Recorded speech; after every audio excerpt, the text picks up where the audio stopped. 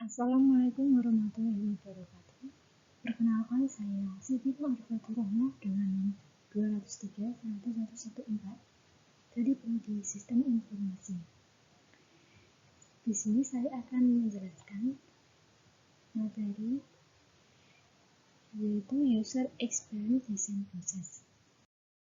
Apa itu UX Design Process? UX Design Process adalah proses iterasi desain untuk dapat meningkatkan usability dan interface desain yang lebih optimal. Jadi kita mendesain tidak asal desain bagus, akan tetapi juga harus mempertimbangkan matang-matang kegunaannya, sehingga desain itu akan menjadi bermanfaat. Selanjutnya, hal yang dilakukan di dalam UX Design Process. 1. Mencari permasalahan dari aspek user atau bisnis. 2. Mengumpulkan dan menyusun data dari user atau bisnis. 3. Brainstorming ide, permasalahan, dan data yang ada. 4. Mencari solusi desain. Dan yang kelima, melakukan tes dari solusi desain.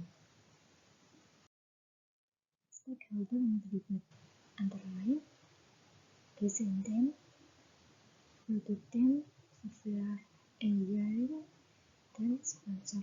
Sponsor di sini adalah sebagai klien, karena sponsor lebih paham mengenai organisasi. Macam-macam UX design process. Pertama, user-centered design.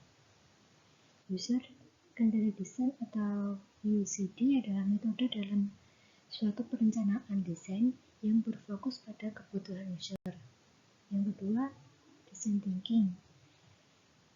Proses berulang di mana kita berusaha memahami pengguna dan pengguna menantang asumsi dan mendefinisikan kembali masalah dalam upaya mengidentifikasi strategi dan solusi alternatif. Yang ketiga, desain sprint. Desain sprint adalah sebuah kerangka kerja yang dikerjakan dalam waktu 5 hari untuk membantu perusahaan membuat sebuah konsep produk dan prototipe. Dan yang keempat, Plan UX. Plan UX berfokus untuk mencari cara tercepat untuk mencapai tujuan akhir dibanding proses desain UX lainnya. Proses Plan UX mengupayakan agar tim bisa mendapatkan feedback dengan cepat. Saat ini kita bahas design thinking.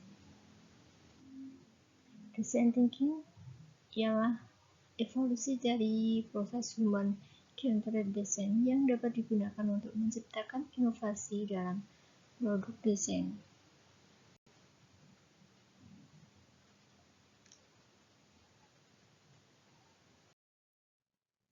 Tahapan dalam proses design thinking antara lain empatis, define, ideal, prototype, dan tes.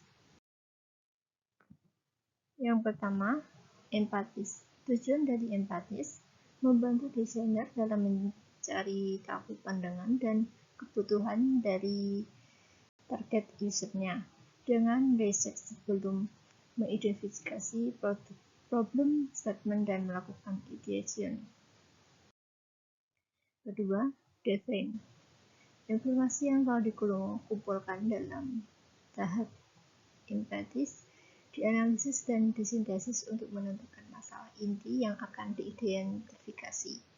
Tahap define ini akan sangat membantu untuk menyelesaikan masalah customer karena telah dilakukan penetapan masalah. Contohnya seperti berikut. Ini ada pain dari user. Misalkan tidak ada waktu belajar, banyak iklan, jadi susah untuk belajar, materi tidak jelas, kurang inovasi, saya tidak suka dengan UI-nya, mudah terdistrak ketika belajar, terlalu sibuk sehingga tidak ada waktu belajar. Kemudian kita cari target usernya, yaitu ada mempermudah pengguna dalam belajar, meningkatkan minat belajar, mempermudah akses pembelajaran, meningkatkan revenue, dan membantu pekerja untuk lebih rajin. Setelah itu dilakukan voting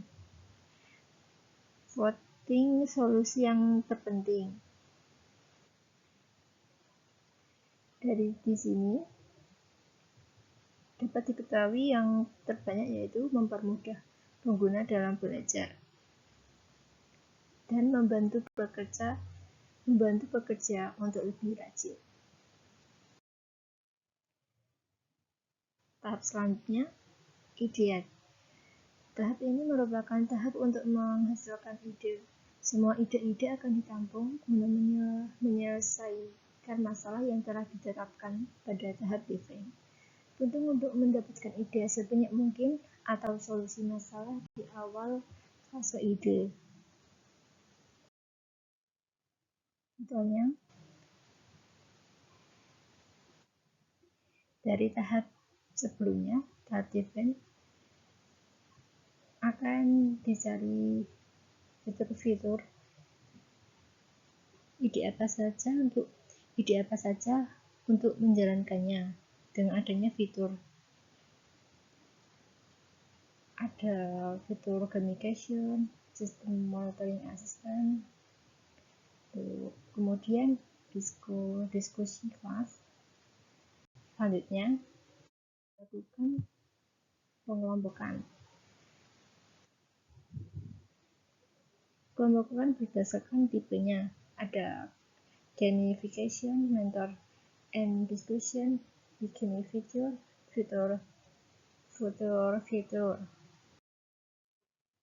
Selanjutnya, yang keempat, prototype. Tim desain akan menghasilkan sejumlah versi produk yang murah dan diperkecil atau fitur spesifik yang ditemukan dalam produk, sehingga mereka dapat menyelidiki solusi masalah yang dihasilkan pada tahap sebelumnya. Yang harus dilakukan pada tahap prototype, pertama, mendesain interface dari hasil resonance, menyusun UI menjadi sebuah flow proses yang sesuai dengan ide solusi. 3. Membuat prototipe yang dapat digunakan untuk testing.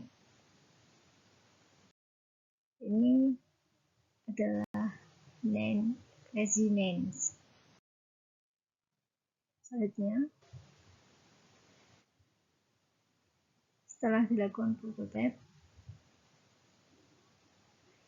selalu dievaluasi user flow dengan internal. Diskusi dengan tim internal untuk user flow ini sangat penting agar dapat menghindari kemungkinan error atau defect yang terjadi. Yang terakhir, testing. Pada testing dilakukan tahap berikut. 1. Mengevaluasi setiap ide solusi dengan testing. 2. Melakukan interview atau online survei untuk testing. Sekian pemaparan materi dari saya. Kurang lebihnya mohon maaf. Wassalamualaikum warahmatullahi wabarakatuh.